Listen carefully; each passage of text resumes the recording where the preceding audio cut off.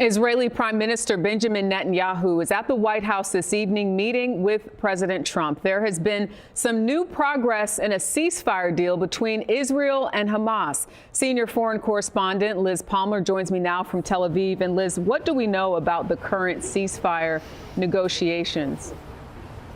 There's an Israeli team in Doha in Qatar, and there is a Hamas team in Doha in Qatar, and they are indirectly negotiating. They've had 2 days of talks. They're back in session tomorrow. There's been no breakthrough, but they're driving toward a 60-day ceasefire, during which Hamas says it will release about half of the remaining Israeli hostages, alive and dead, and Israel says it will withdraw its military from parts of the Gaza Strip. There are, however, big bones of contention, and maybe the biggest is that Hamas wants Israel to commit to not restarting the war at the end of the 60 days if, for example, there's no road ahead mapped out yet for Gaza. And at the moment, Israel is not prepared to make that pledge. And I understand you've spoken to a family member of one of those Israeli hostages. What are they saying about all of these sort of starts and stops in the current negotiations that are taking place?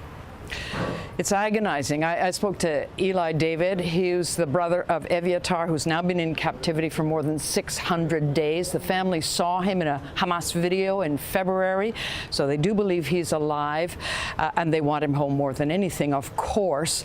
But they are bracing themselves against the crushing disappointment that they'd have to face if his name is not on the list of those who would be released in this first phase of the ceasefire. There are 20 living hostages, we believe, left, and if he's not one of the 10 Hamas agrees to release, they're going to be devastated, and they're sort of trying to protect themselves from that now, even as they hope.